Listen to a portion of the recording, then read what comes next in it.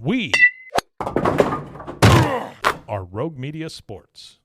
Is this house a good price compared to others in the area? Are prices going up or down? If I don't make an offer right this very moment, will I miss my chance? These are just some of the questions a home buyer might ask. And these are the sorts of questions an agent who is a Realtor can help answer. Because Realtors have the expertise, data, and access to specialty training to help you navigate the process of buying a home. They provide support, guidance, and have your back every step of the way. That's what Realtors do, because that's who we are. Realtors are members of the National Association of Realtors.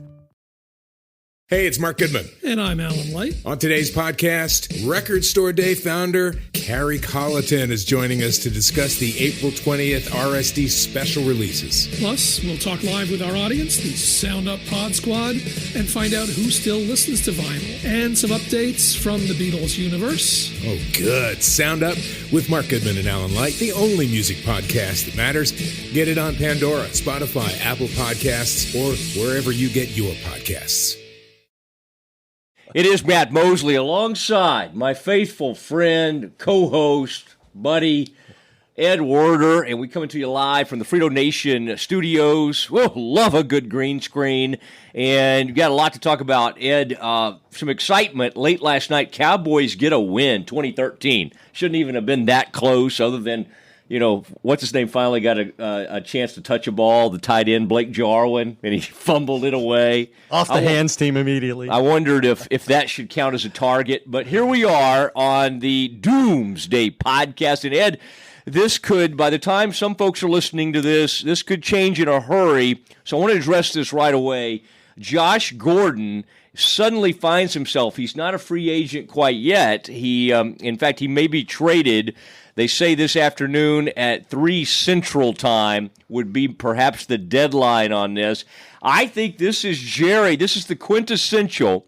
You've got a team with no true threats at wide receiver or tight end. You've got a drug guy. You've got a marijuana issue guy. He's got bigger issues than marijuana. Extremely productive wide receiver. Extremely gifted athlete. Extremely productive. He has been He's caught productive when he's on the balls field since 2013. Extremely. That's how extremely productive At one he point, he was the number one, the most productive receiver in the entire NFL. He could be available for a conditional kind of mid to late round pick. It is Josh Gordon. News breaks on Saturday. Browns have had enough for him. The Browns, who are 1-32-1 with their current head coach, are ready to get rid of the most talented player in their locker room. What's that tell you? What tells you, now it's bad for them because they put 6 years in, but for a team that desperately needs help, and really, what is the risk to bringing Josh Gordon in while he's not suspended right now and trying to get something out of him? Right now was the key part of that phrase. But let me just say this. Is he a bad dude? He's not a bad guy, but he's completely unreliable. And if you're the Cowboys, do you want to go through the very same thing that upset your season last year with Ezekiel Elliott and his pending suspension for misconduct? And he's going to play, he's not going to play, he's at practice, he's not at practice, he's going to be a focal point of our game plan. No, he's not going to play. That's what you're going through every day with Josh Gordon. Boy, I tell you still now, Zeke is back in there. He's fine. He was saying, feed me last night. You're bringing in a guy. You're paying him basically nothing. And then he also have a chance if you somehow get him right. Ed, have you not heard about this incredible program the Cowboys have in place for just this very type of situation? Is that the program that is responsible for the fact that David Irving is only halfway through his current 4-game suspension? Is it the one that has allowed Randy Gregory to miss most of the last 2 seasons? Is it the same program that the Cowboys implemented when Pac-Man Jones was here and he wound up fighting his own bodyguard and getting cut by the Cowboys? That program? Those are different things, Ed. These are substance issues. Your Pac-Man had a police issue. Behavioral He has a behavioral issue. They'll get him in here. What about the other 2 guys? They'll clean things. Hey, when David Irving is out there, he's an unbelievable help to this When he's defense. out there. I know, but he played a ton of games last year. I mean, he's going to miss, 4 games this year, and he'll be ready to go. The dinosaur, or whatever they call him, Dino Man. Dino will be out there ready to roll. Frito, play the music.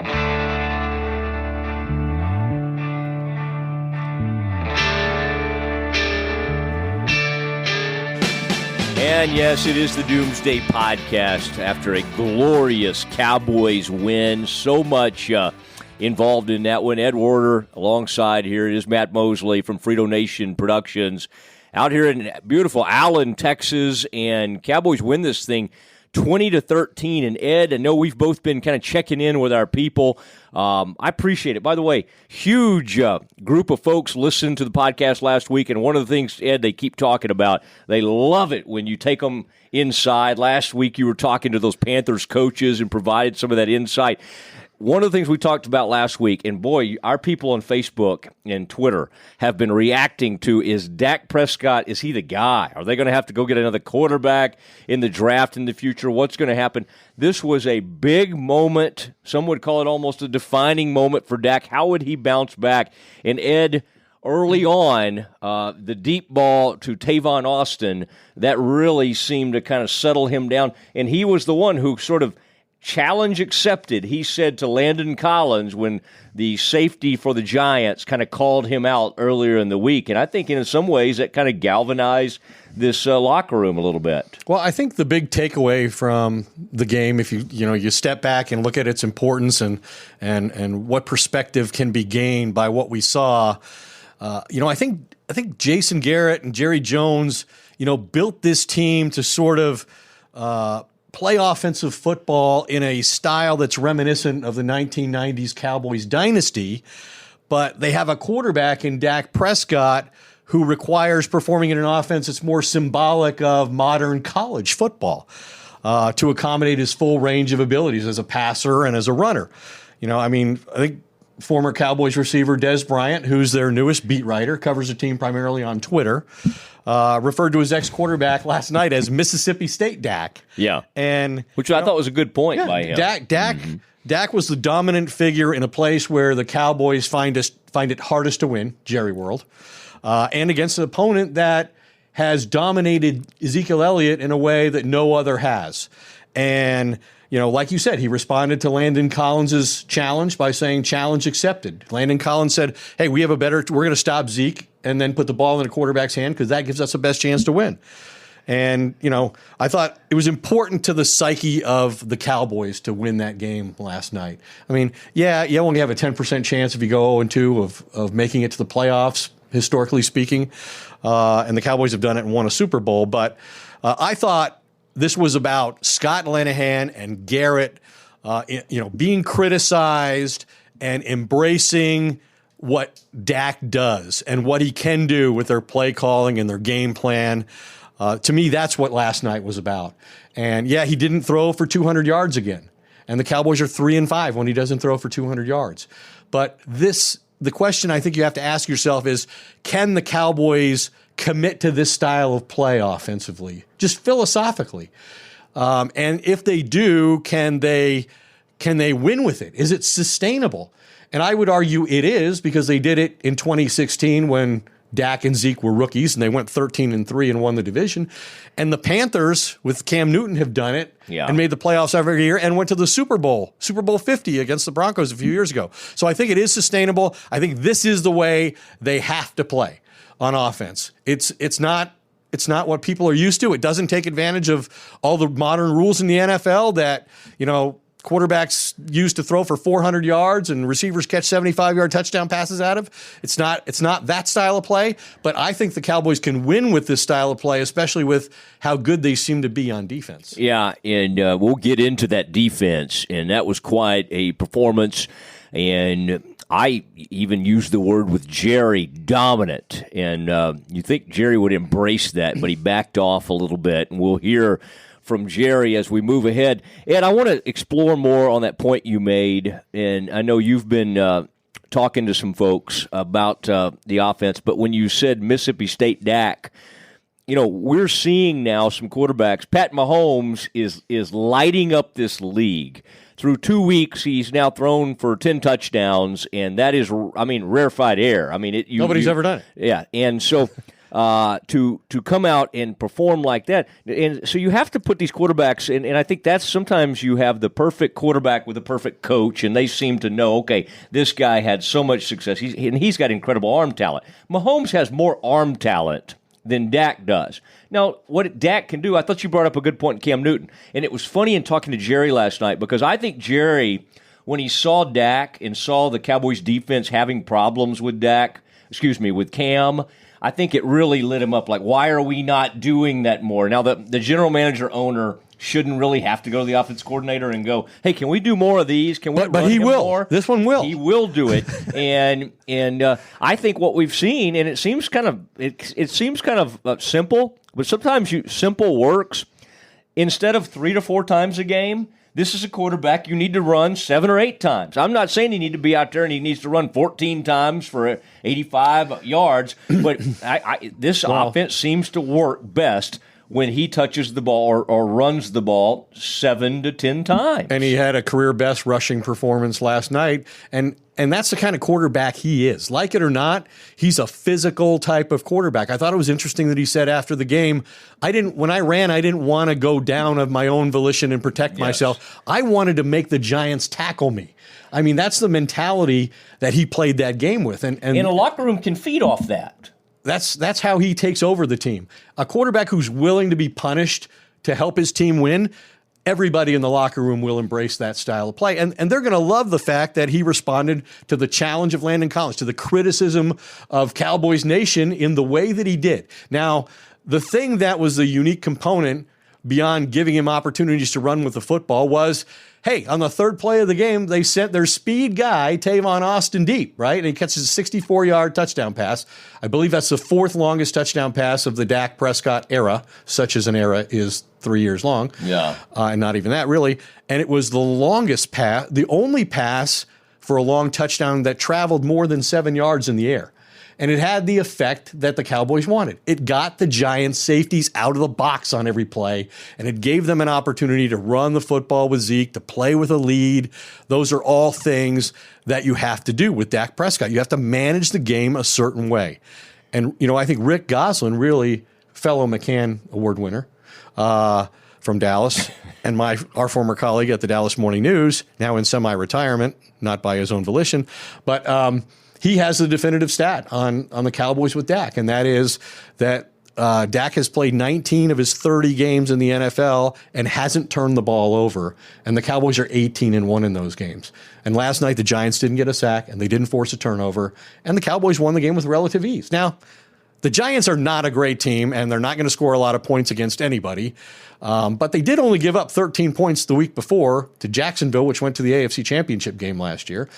So their defense is pretty good too.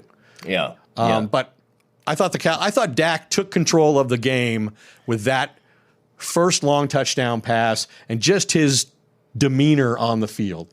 This was a guy who, what were the pregame shows? We're all talking about how Dak is nervous, Dak is scared. I've never seen Dak Prescott scared. Now, I was going to tweet that, but I was afraid that maybe I didn't remember his demeanor when he took the 8 sacks in Atlanta. So maybe he was scared that day. But other than that, I don't think this guy has ever been intimidated by any challenge that's been put in front of him. Yeah, and Ed, one of the things that we're going to bring to this podcast, we've got a former Cowboys coach and scout who's going to provide some grades. I think you're going to be Glenn Stretch Smith. You're familiar with his work, and people can see him on WFAA with Del Hansen every Sunday night. I'd rather they didn't. Why is that? My gosh, Ed, why don't we just hike our leg on our guest? I was directed at Dale. I'm sorry. Dale, yeah. Dale was out there, by the way, for the celebration of Sham last night. I was not tipped off to that celebration. I can't imagine why, but good to see Sham 40 have a years broadcast booth. Yeah. If you stay around long enough, and do a good enough job, they honor you. And I thought Sham. Brad Sham. Yeah, Brad Sham. He's done a good Voice job. of the Cowboys for 4 decades. Yeah. He's a guy. He's really symbolic of the Cowboys, and people think of his voice. So congratulations to Brad. What do they call that now? The Brad Sham broadcast booth? Is it just one booth? Yeah, but it's the same booth he's complained about ever since they moved into that stadium. Complain enough and we'll give it to you? Having a horrible view of the field, and now it's the Brad Sham. But our producer, Frito, works also with Brad. I know he's happy too. Ed, and so we'll get to that. I do want to say Hodges Capital. Ed, you're familiar with their work, and they're great partners of ours. And Craig Hodges and Clark Hodges and what they did, and their dad, Don Hodges, who started the whole thing, an unbelievable group. These equity funds, Ed, do you know what equity funds are? It sounds like it has something to do with money. Yes, it does have something to do with money, and they started it with these amazing funds and they used to be called the Hodges Fund. Now they're a group that people, of high wealth or folks that just want to take care of their future go to at Hodges Capital, and they just do an amazing job. Ed, for guys like you and I who are thinking about, I can't think of retirement. You're a little closer I've been forced to than think I about am. it. No, I know. But you're still fine. But again, they are unbelievable at putting people in those spots. So I just want to thank Hodges Capital for everything they do and being a huge part of what we do here and at the Doomsday podcast. Now, Ed, as we talk more about this offense, a couple of things I wanted to mention, and I thought the offensive line, this has been a little bit hit or miss. Connor Williams, the left guard, the rookie, who I've been concerned about because of his lack of girth, his lack of strength. He's been overwhelmed. What was the guy's name? They call him KK Short, K1 Short, the guy from Carolina. Overpowered the young man. But last night, they got him out, moved him around, and they showed, hey. Used his athleticism. Used his athleticism a bit. Looney helped him out to a certain extent. Thought the offensive line performed admirably in that win. Yeah, Tyron Smith, the left tackle, had, his third penalty in 2 games. But, yeah, Dak Prescott, like we said, was not sacked in the game. Didn't seem to be under a lot of stress when he was throwing the football. I thought the Cowboys did a great job, and this was the thing that I guess I was most critical of Scott Linehan and Jason Garrett for last week, was not recognizing going into a game where you're never going to have more time to prepare for an opponent than you do your first one. And for some reason, they thought they could go into that game with Connor Williams and without Travis Frederick, and think that against that front they were going to run the football at will against him, and it was a flawed concept. It resulted in failure, as you would have expected. But at least in week 2, they adjusted. And, the other thing was you spent the whole offseason talking about how you wanted to acquire offensive speed and playmakers. And then Tavon Austin barely plays the first week of the season. He was much more prominent last night. He had 2 big plays, one running the ball and then the deep pass, but still not to the level I think he can contribute. And by the way, is that a sustainable play on offense on that end around where you have your running back basically pick off a guy? He makes the pitch. He flipped the ball, yeah. He flips the ball the end around and then makes this awesome, sort of, I don't know, what forearm shiver. Just kind of, was that Collins that he knocked out right there? Yeah, and then worse than that, Dak is then running down past the line of scrimmage as one of the lead blockers for Tavon Austin, which, Norv used to have a trick play or two when he was here in the 90s in which Aikman took that same role, and I ridiculed him for it, and it was part of what the morning news at the time in training camp called the Ed Werder's best and worst. And Norv always thought was Ed Werder's worst and worst. But I always found a way to twist even the good plays into something bad, and that was one of them for Norv. Troy Aikman, his lead blocker, I thought was a very poor idea. And so I think that's another issue you could take with this. You're having both your quarterback and your starting running back, your 2 franchise players on offense, potentially blocking for Tavon Austin. I hope, Ed, by the time folks are listening to this, some of them will immediately, they'll download it. We got to hear Matt and Ed immediately. Some of them will wait a couple of hours. I sincerely hope that Josh Gordon is on this roster, and I know, Ed, you have different thoughts on that. We're going to get to that, and we're going to get to this defensive performance. But first, Ed, it is time to get Cowboys grades from a former Cowboys coach and scout. And it is Glenn Stretch Smith, former Cowboys coach and scout, joining us. And you've seen him on with Del Hansen on Channel 8, and love those things Stretch did with the grades last year with WFAA, and we have brought him to the Doomsday podcast. And Stretch, as you've kind of looked at that thing from last night, one of the things Ed and I have been talking about is the offensive side of the ball. So we'll start there with Dak. When you grade the quarterback play, and I want you to give us the actual letter grade, and I want you to say it in that emphatic way you used to do it on Facebook last year. What is what was your overall thoughts and what was your grade on the quarterback play last night from Dak? I think game plan wise. Yeah, I think game plan wise, he executed the game plan. I mean, they came in knowing that they were going to get an 8-man front. They got an 8-man front with a safety rotation early in the game, and he made them pay for it with that 64-yard throw to Austin. The zone read, to me, he did a nice job of executing that. He's a good slant ball thrower. He throws the inside routes really well, and they don't really ask him to throw the ball outside the numbers much, so it's hard to ding him there. So initially looking at the quarterback, you got to give him a B and a winning grade.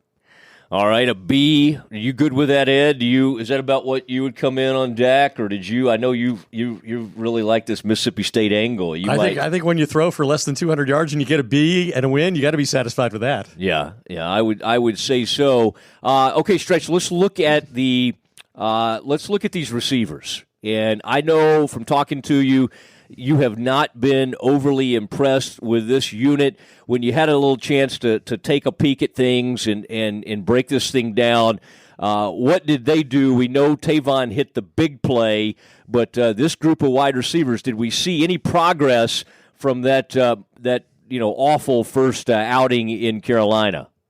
Yeah, I don't see exactness in their route running, getting in and out of cuts. I don't see the timing that used to be there with this offense. This is a timing-based offense. You've got to get the football out. Lanahan is trying to adjust a little bit of what he's doing with some of these, what I would consider smaller, undersized slot guys. And again, they're okay when you run routes inside.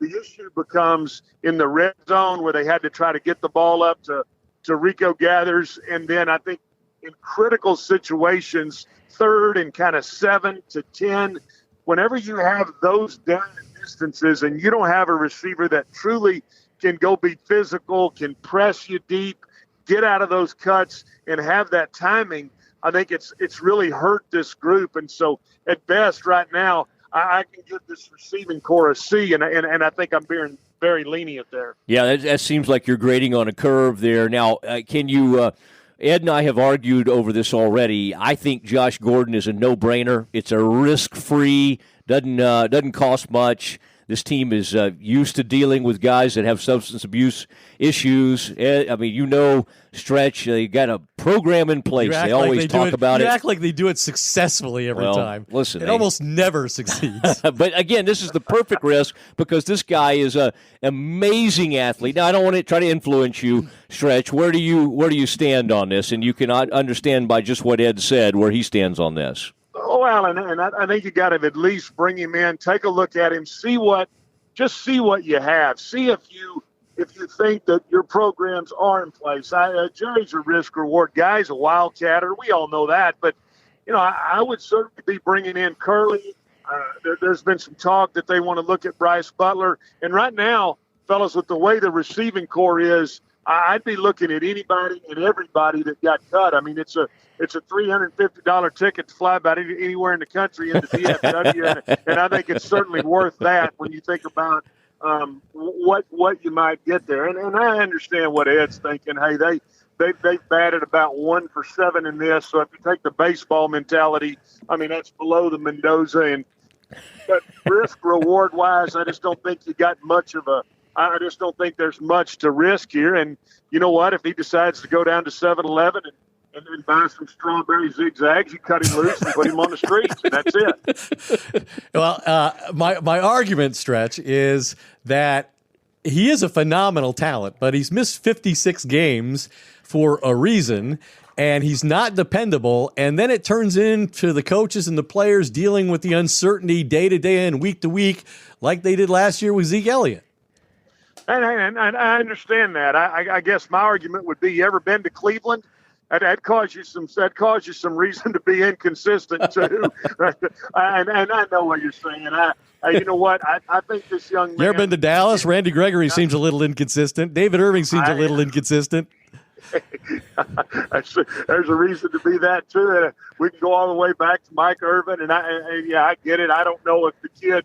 I don't know. I really don't. Is the kid homesick? Is he got issues? Obviously, with smoking the left-handed cigarettes. He does. He can't put it down. But I just think that you try to, when you're as bad as the Cowboys are right now, and I'm talking about talent-wise at receiver, I think you just got to take a look at it, and I wouldn't have a problem at all taking a look at it. And he's kind of at the end of his rope, and I just, if he does, what he got to lose? You cut him loose, and other than a black eye that you're going to have for 3 or 4 days, move on. All right, and he says that after giving the receivers a C. Imagine what he would have thought of Josh Gordon last week. I'm telling you, love the guy. Get Gordon here immediately. All right, Stretch, walk us through what you saw from the offensive line last night. Obviously, I have not really been impressed with Connor Williams, but I thought he responded really well last night. What was your overall takeaway from the offensive line's performance? Yeah, I think Connor Williams is going to be a really good football player. Now, he's a little thin because, at Texas, they played him at tackle where he had to kick slide and really push that wide defensive end up the field. They moved him inside with a new technique that Paul Alexander's using. I do think that it's going to take a while for these guys to kind of get used to what he's asking them to do. It's more of a carry your hands low, kind of catch, and then kind of sit, stop those guys. Last week, we dinged him because he got bull rushed by K'Wan Short, but there's a lot of guys that get bull rushed by K'Wan Short. So this week, you can see he's athletic. He can pull. He can kick out. So when they run, when they want to run the power, when they want to run the counter, obviously he's a very athletic guy out there. I think you're only going to see him get better playing inside. They ran a couple. They tried to run a few stunts, and he was able to pass them off. So all of those things, to me, lead to a very positive grade for this offensive line. Now, I do think they still miss Frederick bad. I think that anytime your quarterback on the offensive line is out, I think you're going to have some time. There's going to be some time where those guys are going to have to get to work together. But overall, pass protection wise, I got to give this group a B+, and I think that I think it's very deserving. B+, and quickly, Stretch, before we go over to the defensive tight ends, can we agree like a D? Does a D sound good? I know you're not high on this unit. I'm not high on this group. I think they're not very strong at the point of attack.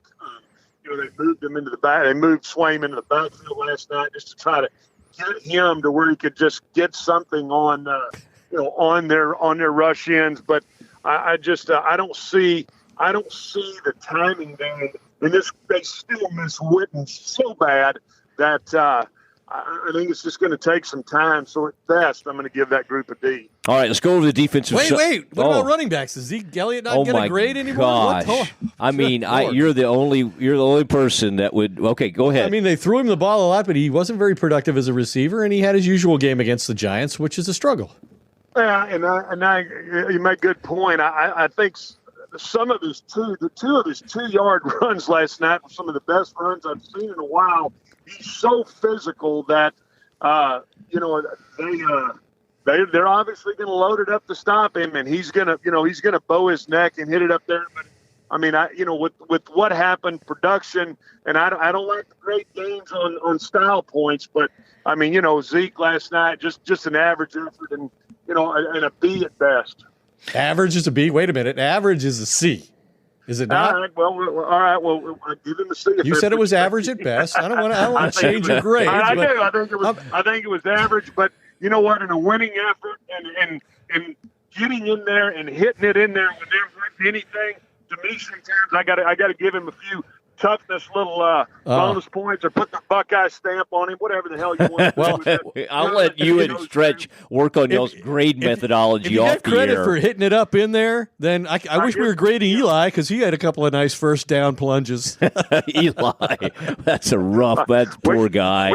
We can flip the switch and grade that bad football team too. I might lose. I think we got our hands full here. Like you. Yeah. Okay. Let's go over if it'll allow me to Stretch. Let's go over to the defensive side of the ball. The front seven. Let's just look at them and let's look at that whole unit. Obviously, 6 sacks from this team. Slot blitz looked nice, but I mean, let's stick with the defensive linemen and the linebackers there. What did you have for them? Well, and this group really played well. I mean, they play hard. Obviously, Marinelli gets them playing hard. I got the linebackers.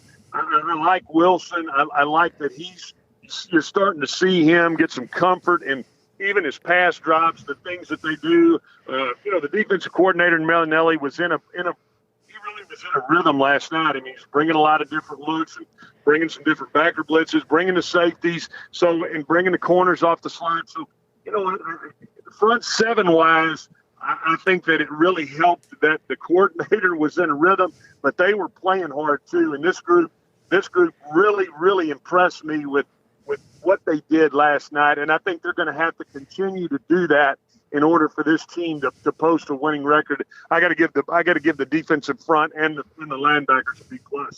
And do you sense, is that okay? This is strange to me when I keep reading that a secondary coach has somehow come in here and influenced a guy that's been a defensive coordinator in the league for a good while, a celebrated defensive line coach, and it's like, okay, abandon the concepts that have made you who you are, and let's start blitzing like crazy. Do you find? I mean, how much does that surprise you if Chris Richard is having that sort of impact on this defense from his secondary coaching role?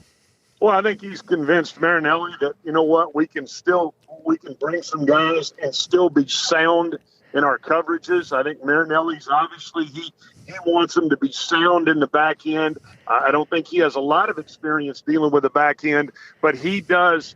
I think you can start to see that he's getting confidence in Richard and understanding, we are going to be able to throw some different looks out here and make sure that we're still sound in the secondary. And I think as long as he doesn't lose that confidence, I think right now, Richard is kind of the flavor of the day for what's going on defensively for this football team.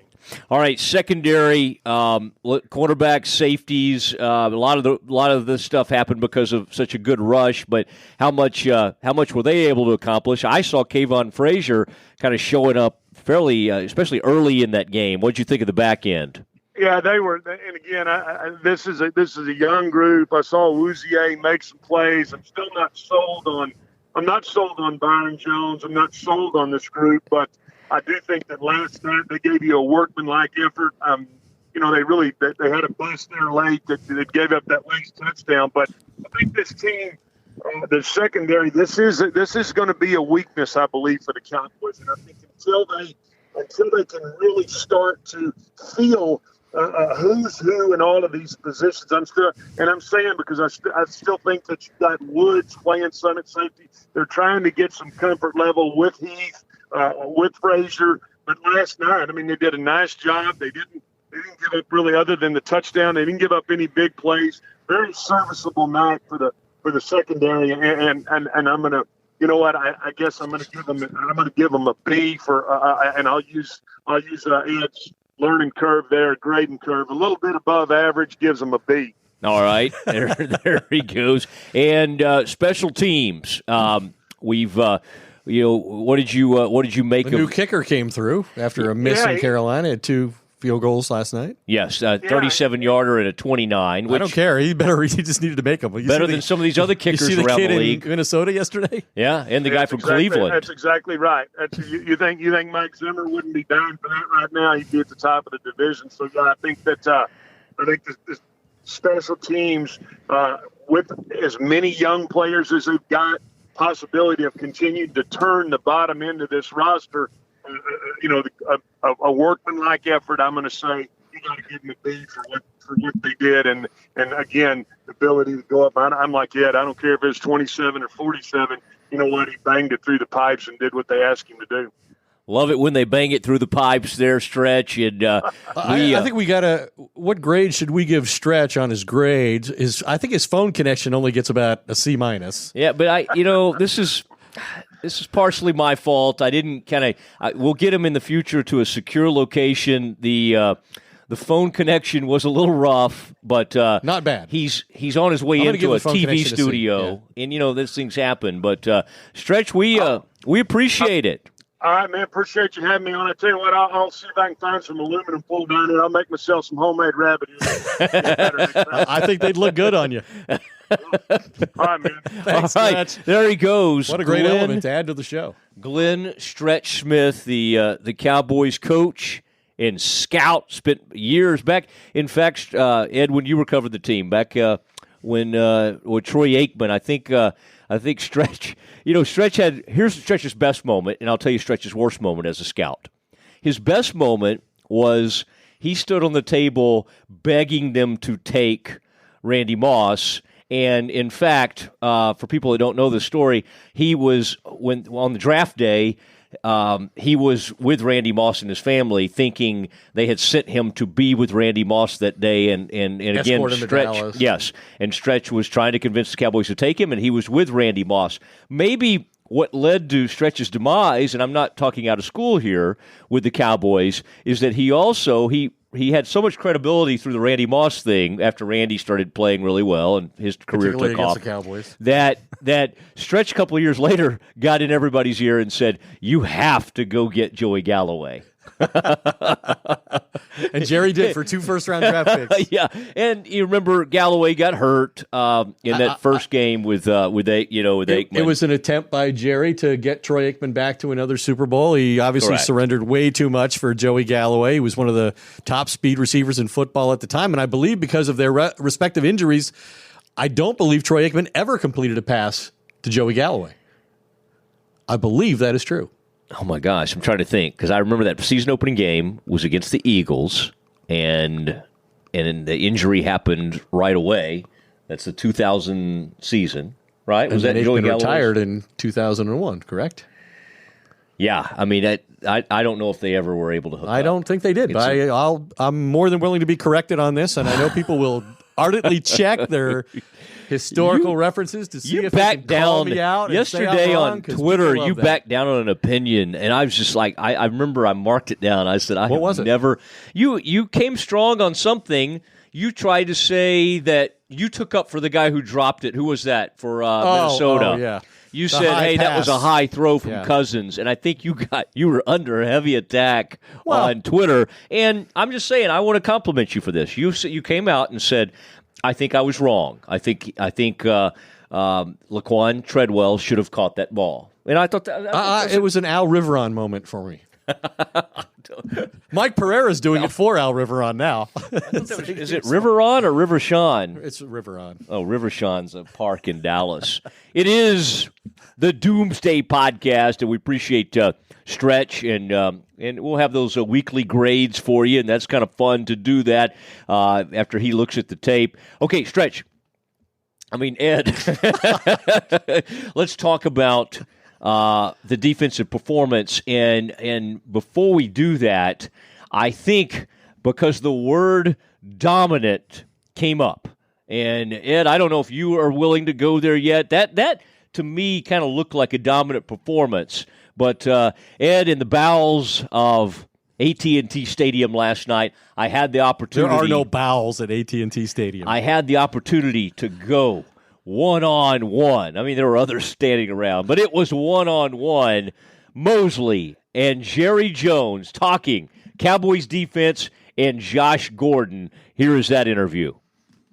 You think you have the makings of a dominant defense? I mean, obviously you move the ball better on offense, but I mean the defense until the very end pretty much shut them out. I thought I saw this first defense when we did play other people's first in preseason do good. Certainly, we liked what if you put the right names on the chart, what this thing looked like in training camp, and we know those players. And then against Carolina, I thought there were times when our defense showed that we were going to be able to basically, I don't want to use the word dominant just because I'll let you use that. But the main thing is that we've got depth and we've got speed and we've got rotation and we've got some skill back there in that secondary and at that linebacker spot relative to pass coverage. All of that can make for something pretty special. Certainly I was pleased. I think 52 played good tonight. So I'm going back over to offense on you real good, and I know where you're going, but I thought that our offensive line had a good night. what you saw from Tavon Austin, and was that kind of what you envisioned from him when you guys traded for him? Well, I love that. Of course, we all did that 64 yards right off the bat. But then I loved what he did when he took that pitch coming around. That extra little step he's got can make that play really work rather than getting strung out toward the sideline. And so we got it in. We got both those plays in. The coordinators have to look at both those plays from that point forward when they see his speed associated with it. And I thought Thompson had a good night too. So all of that, we got the ball in the hands of some good players. But I'll tell you right now, that Beasley catch was one that was really impactful for the season, I think. You possibly bringing in some more help at receiver. What did you see a need there that you needed to address? Or? Well, we're looking at familiar territory in one of them, and just looking at that, we've actually got more numbers than you might think you have a need for. But on the other hand, we at least are looking at Bubba's situation. We're doing that. I don't want to make any comment on it. And that's about all I'll comment. There's a couple of others that you're looking at. But tonight, and the way that our receivers performed tonight, I saw some guys make some good blocks downfield in the blocking with the receivers. Having said that, that'll dictate what we do the first of the week. We always do this right around the Monday meetings and then take a good look at it for the week. Would you at least take a peek at Gordon, knowing that he's a pretty special player, and you do have some programs in place and have a little bit of experience in dealing with some of the issues he's dealt with? And again, I'm going to let you say that. I'm not going to comment on those. Those are those personnel things, especially if they're involved in a trade or a free agent type thing, are highly competitive. You wouldn't rule that completely out. I'm not going to comment on it. I'll just say that. Yeah. And there he was. I may have tried to sort of plant something on Jerry there at the end of that interview, but Ed, for our purposes right now, and we'll talk about Josh Gordon because you have something to add, and you and I disagree on this. That's okay. And I'm sure Jerry, if he signs him, will say that somebody planted something on Josh Gordon, but go ahead. Oh, my gosh, Ed.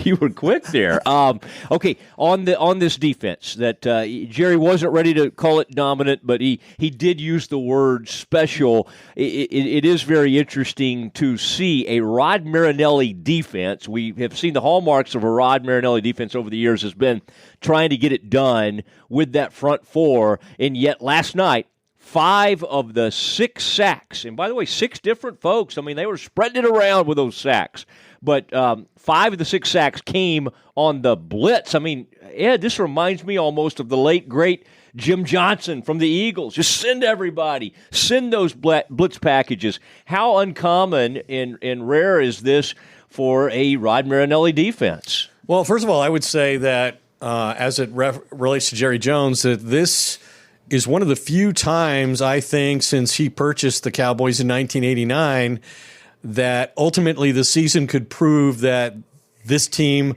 was better on defense than it is on offense. I think the defense has the ability to win games, and if the Cowboys are going to have a successful season, I think that has to happen. And what we're seeing defensively, Eli Manning, it was a perfect storm for the Cowboys defense in that they have a bad offensive line that they're going up against, which, hey, that's not their problem, they can only take advantage of it, and they did. And they also had a stationary 37-year-old quarterback, and they took full advantage of it. They blitzed Eli Manning on 22% of his dropbacks. Rod Marinelli historically has not been known to blitz. He is a guy who likes to play soft zone, so the defensive backs are looking at the ball and looking at the quarterback. So he likes to play off coverage, and he likes to try to win up front with a bunch of stunts. That's what he does instead of blitzing. The fact that they're blitzing as much as they are suggests to me that Chris Richard is likely very influential in calling the defenses, and if not on first and second down, at least on third down, which is what they allowed Matt Eberflus to do when he was in the same role that Richard has now. Richard came to the Cowboys from Seattle because the Cowboys lost Eberflus to the Colts. they didn't want to lose Eberflus to the Colts. In fact, they were willing to let him call all of the defenses, and Marinelli was going to have a role, but it was, in terms of play calling, it was going to be ceremonial. But Eberflus, to his credit, wouldn't do that to an icon like Marinelli, and so he left the organization. But my sense is that Richard is heavily involved in their defensive strategy and tactics, and that a lot of this blitzing is a result of that influence that he has. Just to clarify what you just said, in my mind, and everybody else's, hopefully, Eberflus, what would his title have been had he remained here? I suspect he would have been the defensive coordinator in title, but Rod would have been promoted to some, position that seemed to have more authority than that, and more authority than it actually did. Assistant head coach. Yeah, something like that would have respected his place in the game and protected his importance with the players, made him credible with the players. But the Cowboys really did not want to lose Eberflus. Have you noticed that this trend with the Cowboys defense over the last few years, that they sort of had to do the same thing with Monty Kiffin? I mean, that kind of like, well, how do let's make him a consultant and let's make him, I don't think Rod is I think the two work together, but I would say it's completely wrong to equate Marinelli's contributions to Monty Kiffin's. Okay, but Monty Kiffin was the defensive coordinator, and now the way you're explaining it to me is that you had a guy that was willing to call the plays, and now you have a guy I think it's more, that has a Let's just say this. Let's just say it's more collaborative than I think people might suspect. I mean, when you're Rod Marinelli and you're one of the great defensive coaches of the last, couple of decades, the expectation is it's your defense and you're calling the shots. But by the mere fact that we see Richard wanting his secondary and his corners to be physical at the line of scrimmage, and he's willing to play man-to-man, and there's this obvious increase in blitzing, suggests Rod Marinelli didn't just change his mind as to what he thinks the defensive philosophy should be. Okay. That's all I'm saying. And beyond that, I feel like he has changed. He's changed. I don't know. I'm very fascinated with this whole thing. How you would and I don't know that they'll ever admit to any of it. I know, but I think you're onto something. I think he has tremendous influence, and I think Jerry's walking a fine line, because he was asked directly about that last night. How much is Richard doing? And Jerry kind of him-hawed around and everything. So but you're right. I think they're trying to be respectful, and they should be. Yeah, he deserves it. I think you're right. Yeah. And the other thing I would say is, just like Dak Prescott stood up and said, hey, challenge accepted, Landon Collins, DeMarcus Lawrence lived up to his rhetoric pregame too, when he said that, hey, this is a perfect night. Sunday Night Football, all the lights, number 10 just sitting in the pocket. Sometimes what he does in taking a sack instead of risking the ball is smart football, and sometimes I think it's fear.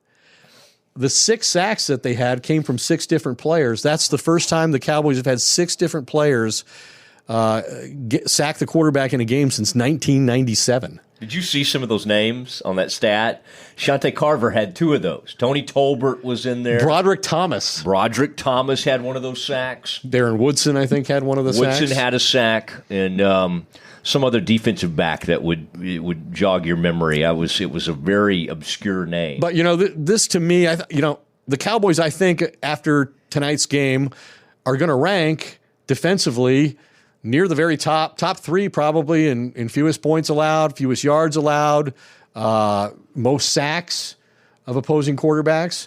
And they're going to and I don't think this can go on forever, because they opened the season with a great opportunity up front because Carolina has a bad offensive line through injuries. The Giants have had a bad offensive line for a couple of years. Seattle has a terrible offensive line. That's who they play next week. So I think the opponents are going to eventually get better. At the same time, the Cowboys did this without Randy Gregory last night, and they haven't had David Irving at all. So they're going to get better too going forward. Who is Seattle's? You just made me think of something. Who is Seattle's offensive line coach now? Is it because Tom Cable used to be there? Anyway, that's who the Cowboys, whoever's in Seattle now, for some reason it's not coming to me, is who the Cowboys really wanted. I think the Cowboys have a little bit of an issue, because even though this guy's been in the league a long time. You mean they wanted him instead of Paul Alexander? I think I just don't. That's not.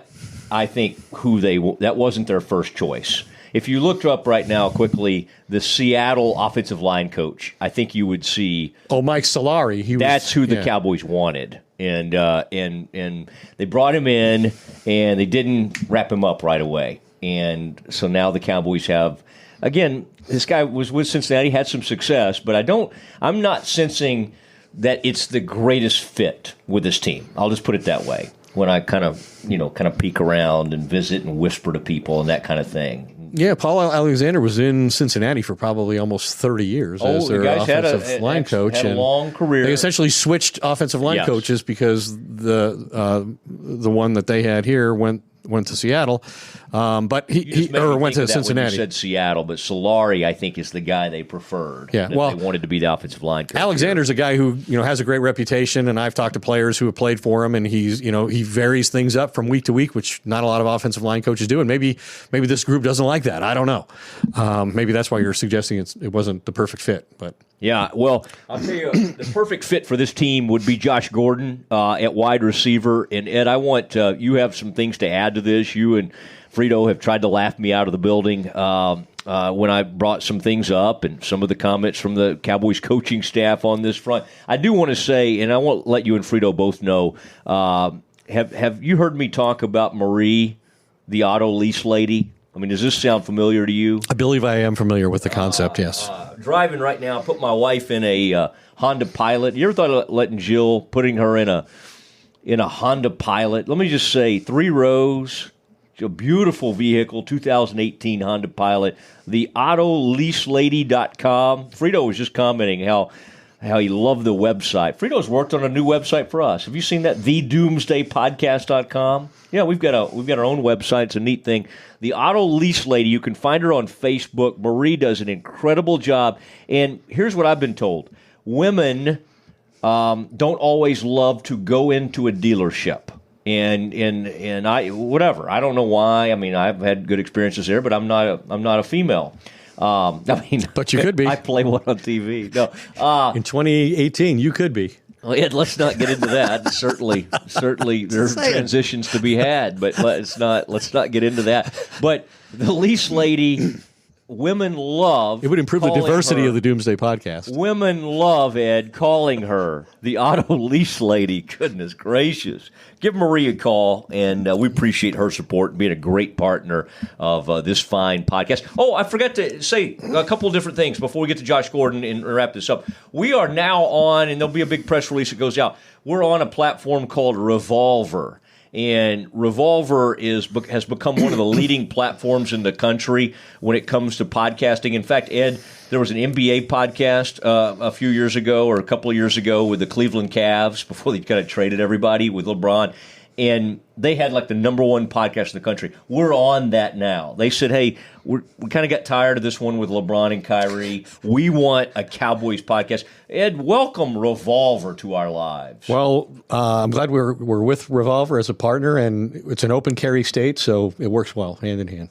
Okay. Ed, you're good. You're on fire today. Current events. We're also on, and Frito laughs at me because he thinks that, we could have done this a long time ago, but thanks to Spotify. A lot of people listen to their podcast on Spotify. I have found getting on Spotify to not be it's probably my fault, but Spotify, thank you. We're glad to be on with you. You can now catch us Stitcher, Spotify, Apple Podcast, SoundCloud, pretty much anywhere you go for your podcast. But Spotify is it's for music, podcasting, and we're happy to be on there. And I want to get your take on, earlier in the program, we talked a little bit about Josh Gordon. I know you've done some research on this. I think it's a perfect Jerry Jones moment because it doesn't cost much. It's a kind of a risk-free. If the guy has more issues, you send him on down the road. He's an extremely gifted wide receiver. He is. In fact, when he's on the field, and that's a big, I know that's, it doesn't always happen. I still think he's a top 5 to 10 wide receiver in this league. But now you are against this move, and I wish I could bring you over on the good side of this argument. Well, he is a remarkable talent, and the best evidence I can present to testify to that point is that he led the NFL in receiving yards in 2013. He had 1,646, averaged 19 yards a catch. All of that despite being suspended for the first 2 games of the year and catching passes from Brandon Weeden, Jason Campbell, and Brian Hoyer. That's how good this guy is. That being said, my question is, do you want to go through every week of the season and every day of the week wondering if your game plan should feature Gordon, who might not be available? It's the same confusion and frustration that the Cowboys acknowledged doomed their season last year when Zeke Elliott was sometimes there and sometimes absent, trying to fight his suspension, which he ultimately served. And, people will say, well, the Cowboys,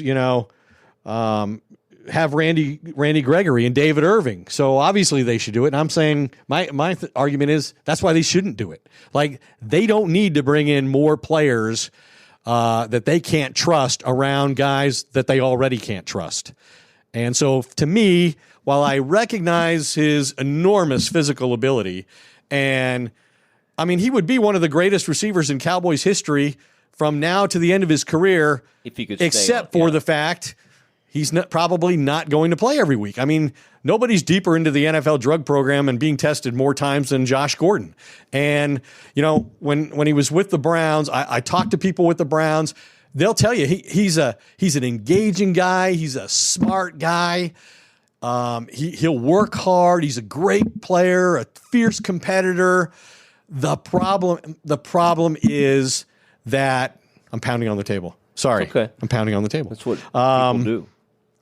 The problem is that, talking to people with the NFL who administer, the drug program, who have evaluated Josh Gordon previously, they've talked to not just his college coach, they've talked to his high school coach. His high school coach tells him that if I had drug tested Josh Gordon when he was in high school, he would have failed every drug test. So this is not a habit. This is a lifelong condition that he has. I mean, I don't know how you can overcome something that's been a part of your life for that long. I mean, there have been so many detrimental consequences. People do it all the time. Really? I mean, deal with addiction and turn their lives around. I mean, I'm just saying, I just think it's possible. Maybe not for him. Oh, well, all that matters is for him, right? I mean, yeah, that's the only thing that matters. Saying, as long as there's a chance. Well, boy, that is an interesting deal. So even in high school. Yeah, somebody and the same person said, he and is it Justin Blackman, the Oklahoma State first-round pick of the Jaguars, who never got on the field, talented but can't control drugs and alcohol. This person says there's 2 types of drug and alcohol people: those who can control it and those it controls them. And I think everything tells you that Josh Gordon has a drug problem that controls him. He doesn't control it. Boy, I tell you, have you ever known anybody with addiction that controls it? I guess so. I guess there are people that somehow have long, successful careers, somehow, and I don't want to get specific, but it is the Doomsday Podcast, and it is this is a guy. Ed, when it really comes down to it, whether you do this or not, I mean, it comes down to our entertainment and the entertainment for fans, and what this would do to the offense if it somehow worked out would be. It's what you said a minute ago. Of course, it would be great if it worked out. So much. I know. I'm just. But saying, I don't think it's going to work out. It's worth taking the risk, because if he has one backsliding moment, you don't have to spend 6 years like Cleveland did. Oh my gosh, can we do this? Oh, he's suspended for a year. You can. You know what? The Cowboys, and they'll stick with Gregory forever, I guess. And maybe they're not going to stick with Irving. Irving comes and goes. Irving won't be on this team next year, probably. But which is sad, because he could be a great player. I know, but if it doesn't work, they can just sell him on down the river. And you don't think they lose anything? The Cowboys? Okay. What if he's Stanley Wilson? What if he comes in and the Cowboys go to the Super Bowl, and on Super Bowl morning he's in his bathtub, OD'd, and can't play in the game? They've gotten the Super Bowl. So that's good enough. That was worth it. Yes. But they could have won the Super Bowl if they could have kept him sober for one more day. I would do that deal. I mean, I don't want him to have to OD in his bathtub, but I would do that deal in a heartbeat. Get me to the Super Bowl, and then If you miss the Super Bowl, that's okay. You're more like Jerry than I ever knew. Cowboys fans, and I'm more like Steven. The measured Ed Warder. It has been a momentous Doomsday podcast. Ed, is there anything you want to add? We've had a lot to get to today. Jason Garrett said that they've not, as a staff, had any discussions about Josh Gordon, and there is something going on at the receiver position. And I mean, they're talking about having tryouts and bringing in Bryce Butler from last year, who had a pretty good rapport with Dak, especially in scramble type situations down the field. Disgust in your voice. Well, I mean, if you're going to bring back a guy, you'd think it'd be Butler. Dez, right? Like, why? If you're going to bring back one of the guys who left here and didn't speak well of your locker room, then why wouldn't you just bring back Dez? Why bring back Bryce Butler? And you're going to go get Josh Gordon another chance, but not Dez. They got too much pride to bring back Dez because, but that would admit they just screwed everything up, even though they could bring him back on a good deal now. So this way you only admit the Browns screwed up. Yeah, exactly. Gordon. Oh, I'd love to see him. It is. But anyway, so Terrence Williams, so obviously if they're bringing in a receiver, it suggests that there may be a pending issue with one of their players at that position and his future availability is what I'm saying. Or maybe they just realized their receiving core sucks. Well, Terrence Williams only played like 11 snaps or something. I know he hadn't played much last night. It's odd. Yeah, I don't know what you're getting at, but it is the Doomsday podcast. Maybe he fell off his electric bicycle again. His electric, yeah, that's a bad look for him. Thanks to Frito Nation. Thanks to Hodges Capital. Thanks to Marie, the lease lady, and thanks to Revolver. The way it is, Ed, it's R-E and then big V, uppercase V, O-L-V-E-R, Revolver, and everybody have It's important to know on this platform. All the proper capitalization. Right. All right. Good night, everybody.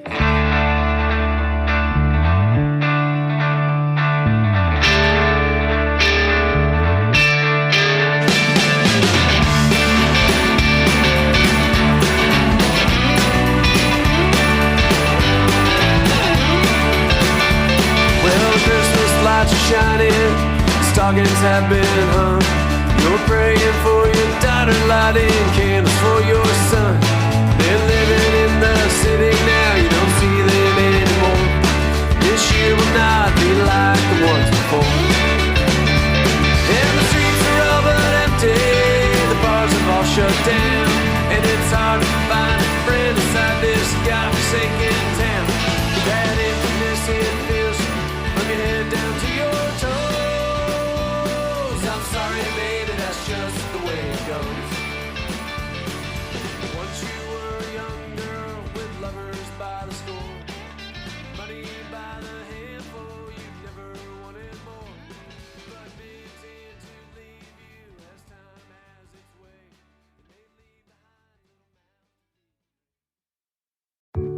There are any number of reasons you might consider selling your home. To move closer to family, live within a smaller budget, or just wanting a change of scenery. Whatever your reasons, having to figure out all the various housing market trends in your area may not be what you signed up for. That's where an agent who is a realtor comes in. Realtors have the expertise to help you find the right price and navigate the process to sell your home in a way that's right for you. That's who we are. Realtors are members of the National Association of Realtors. Hey, it's Mark Goodman. And I'm Alan Light. On today's podcast, Record Store Day founder Carrie Colleton is joining us to discuss the April 20th RSD special releases. Plus, we'll talk live with our audience, the Sound Up Pod Squad, and find out who still listens to vinyl. And some updates from the Beatles universe. Oh, good. Sound Up with Mark Goodman and Alan Light, the only music podcast that matters. Get it on Pandora, Spotify, Apple Podcasts, or wherever you get your podcasts.